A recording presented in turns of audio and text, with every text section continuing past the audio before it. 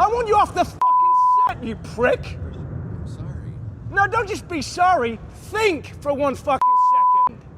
The fuck are you doing?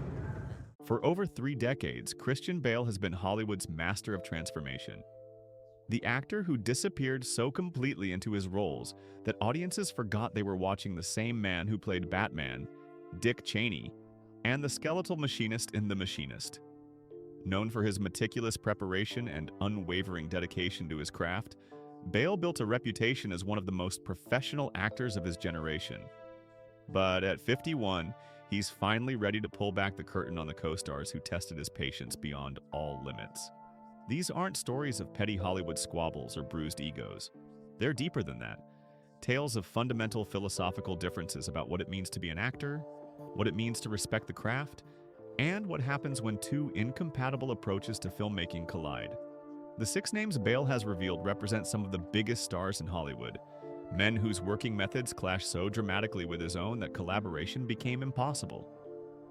What makes these revelations particularly striking is that they come from an actor known for his diplomacy and professionalism. Bale rarely speaks negatively about anyone publicly, preferring to let his work speak for itself. But these 6 actors pushed him so far beyond his comfort zone that even his legendary self-control couldn't bridge the gap.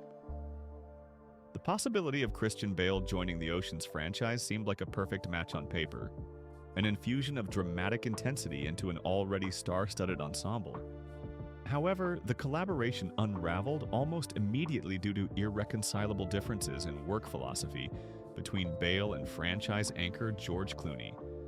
At the heart of their conflict was Bale's unwavering commitment to process and preparation.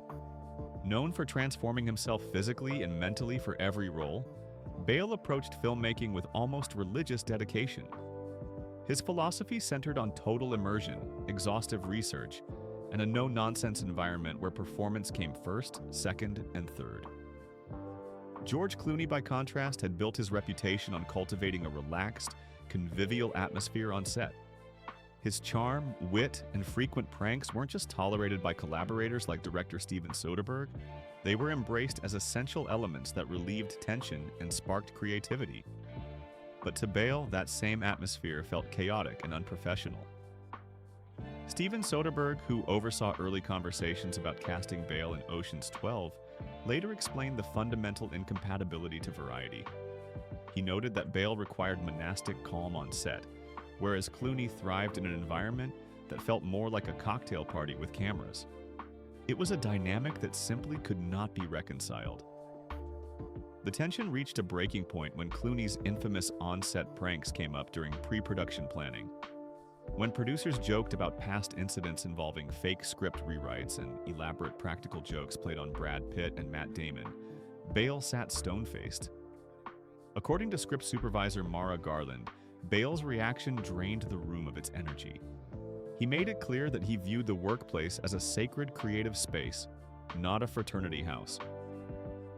"We're here to create something that will outlive all of us," he reportedly said, "something that deserves our full attention."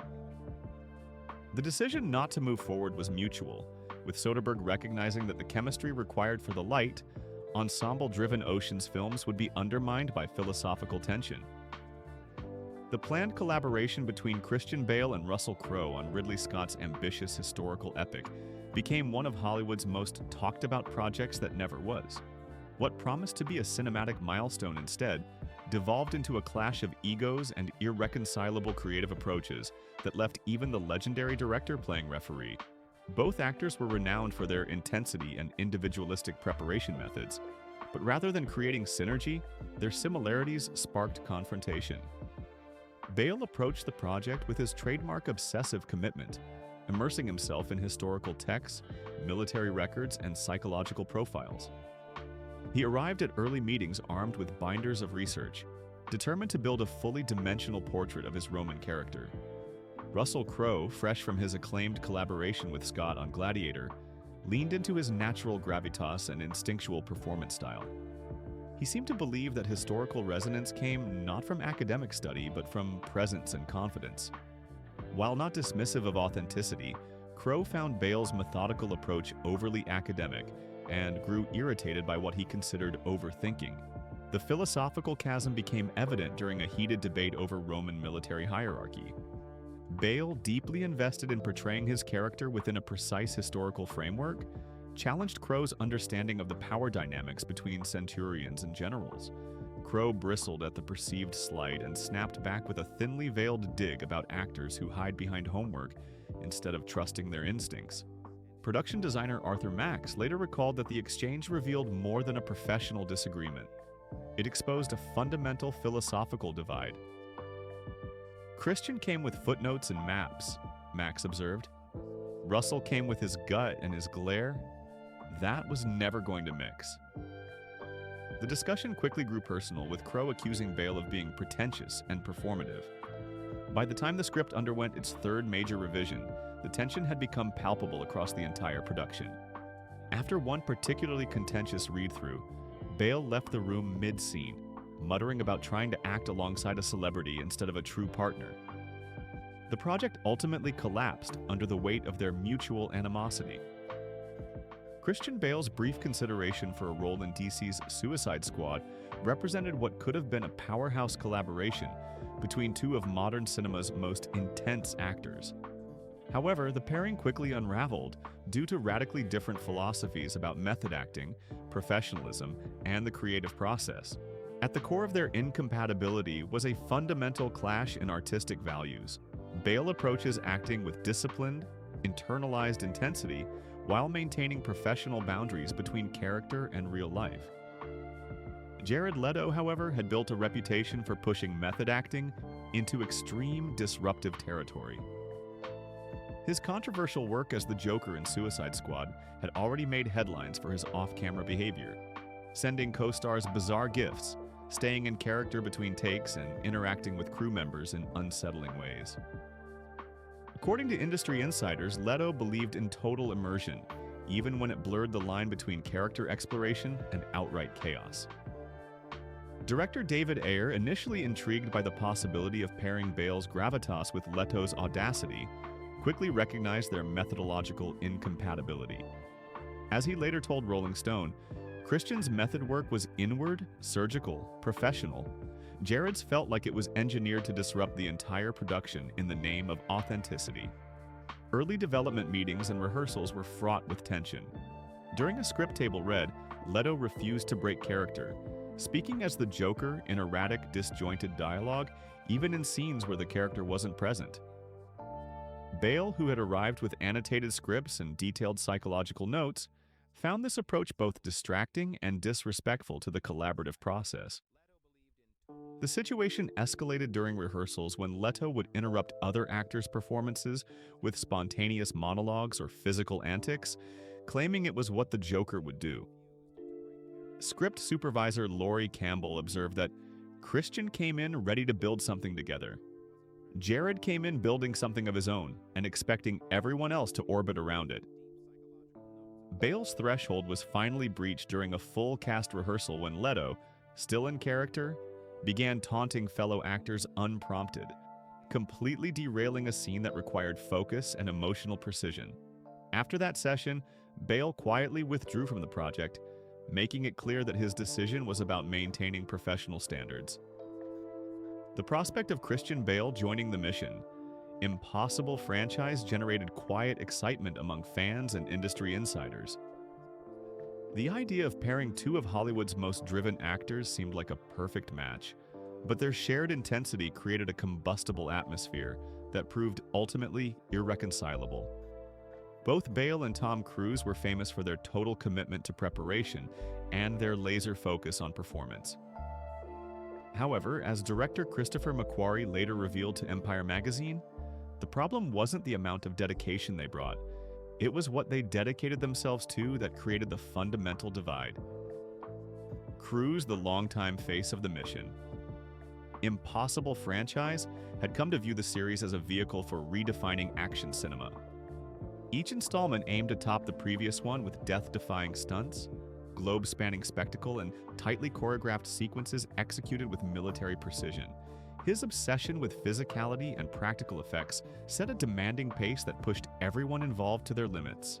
Bale, however, approached the potential role with completely different priorities. Known for his immersive, character-driven performances, he saw an opportunity to explore the psychological toll of being Ethan Hunt, the trauma, emotional fatigue, and identity crisis of a man constantly pretending to be someone else.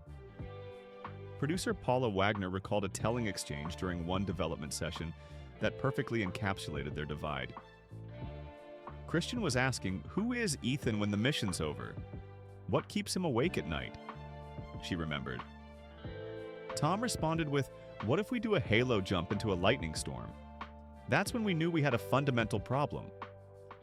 The heart of their creative friction lay in script development. Bale wanted to strip the character down and bring vulnerability to the surface. Cruise, by contrast, saw the franchise as an evolving action opera where the character was defined through physical feats rather than psychological exposition. While Bale focused on understanding Hunt's inner motivations, Cruise was already calculating the logistics for high-speed chases and free climbs. Ultimately, Bale stepped away from the project before anything could be finalized, understanding that the collaborative environment he needed simply didn't exist within the Mission Impossible machine. The experience only strengthened his belief that spectacle means nothing without substance. Christian Bale's brief involvement in early discussions around a DC Comics project, widely speculated to be Green Lantern, resulted in a short-lived but revealing artistic clash with Ryan Reynolds. What could have been an intriguing collaboration between two recognizable actors quickly unraveled due to vastly different philosophies on performance, tone, and the importance of respecting source material. The contrast in their approaches was immediately apparent. Bale, already renowned for his transformative work as Batman under Christopher Nolan, approached the new DC project with the same intensity and reverence he brought to all his roles. He reportedly arrived at early development meetings with binders of comic book research, detailed notes on character psychology, and historical parallels he believed would ground the story in genuine human emotion. Ryan Reynolds, by contrast, viewed superhero projects, particularly the more fantastical ones, through a comedic lens. Known for his quick wit and improvisational style, Reynolds preferred to play off the genre's inherent absurdities, injecting levity and sarcasm into moments that Bale felt demanded emotional gravity. Producer Donald DeLine observed the growing tension between the two actors from the start. Christian treated the script like Shakespeare, DeLine noted. He had underlined passages, circled subtext, and came in with notes on the mythology behind every scene. Ryan wanted to make it pop. He saw it as a sandbox for his comedic instincts. That philosophical rift quickly became the centerpiece of their incompatibility. Bale was pushing for a grounded, emotionally resonant interpretation of the superhero's inner life, examining themes of trauma, responsibility, and the existential weight of superhuman power. Reynolds, however, believed the project worked best when it leaned into the camp and color, favoring charm and accessibility over psychological complexity. The situation reached a boiling point during a full cast table read when Reynolds began improvising during a key emotional scene, transforming what should have been a solemn exchange into something closer to parody. Witnesses recalled Bale's immediate reaction. His jaw tightened, his body stiffened, and his delivery became curt and professional. Behind the scenes, Bale privately voiced concerns about what he called the erosion of character integrity in superhero cinema. "These characters are meaningful to millions," he told a member of the production team. "They deserve the same respect as Macbeth or Hamlet, not comedic deconstruction by performers who don't understand their cultural significance." Eventually, Bale chose to step away from the project entirely, unwilling to compromise on the seriousness with which he believed such material should be approached. The proposed collaboration between Christian Bale and Shia LaBeouf for a high-octane Michael Bay production never materialized, but the behind-the-scenes drama during early development quickly became industry legend. From the outset, producers expressed concern over the potential volatility of combining two actors known for their intensity, but whose approaches to craft sat at opposite ends of the professional spectrum. At the heart of their conflict was a profound philosophical divide in how each actor approached performance. Bale, famously meticulous, viewed acting as a discipline, a focused, immersive process built on research, preparation, and controlled emotional access. Shia LaBeouf, in contrast, leaned heavily into a more erratic, free-form style of method acting, often choosing to remain in character even when cameras weren't rolling, sometimes in ways that made his co-stars deeply uncomfortable. Director Michael Bay, known for his explosive visuals and fast-paced productions, quickly found himself managing what felt like two completely different movies. Christian's preparation was surgically precise and focused, Bay later told The Hollywood Reporter. Shia's approach was more chaotic and unpredictable. The contrast became glaringly obvious during rehearsals, where Bale's calm intensity clashed dramatically with LaBeouf's volatile immersion. Producer Lorenzo di Bonaventura noted that tension began to rise when Bale grew visibly irritated by LaBeouf's constant in-character behavior, which didn't just affect their interactions but disrupted the rhythm of the entire ensemble. One incident became emblematic of their incompatibility. During a crucial ensemble rehearsal, LaBeouf reportedly refused to break character to engage in collaborative blocking discussions. This impacted the timing for several supporting actors, and Bale confronted him afterward in private. While the conversation remained professional, the undercurrent of frustration was unmistakable. Cinematographer Amir Mokri, who had previously worked with both actors, observed the tension growing daily. Christian came to serve the scene and the ensemble, Mokri said. Shia was on his own path. He wasn't malicious, but his intensity was turned so far inward that it broke the chemistry with others. The project ultimately moved forward without Bale, a decision many viewed as mutual and inevitable. Later, reflecting on the experience, Bale was diplomatic but clear about his values. True method work serves the story and the other actors, not the performer's ego or need for attention. If it becomes about spectacle, you've lost the character. At 51, Christian Bale has spent over 3 decades perfecting his craft and learning what makes great filmmaking possible. His revelations about these 6 actors, George Clooney, Russell Crowe, Jared Leto, Tom Cruise, Ryan Reynolds, and Shia LaBeouf, aren't petty grievances or ego-driven complaints. They represent something much more profound, a master craftsman's insights into what separates true artistry from mere celebrity performance. Each of these conflicts reveals a different aspect of what Bale considers essential to great acting. His clash with Clooney highlighted the importance of treating the workplace as a sacred creative space rather than a social club. The tension with Crowe demonstrated why intellectual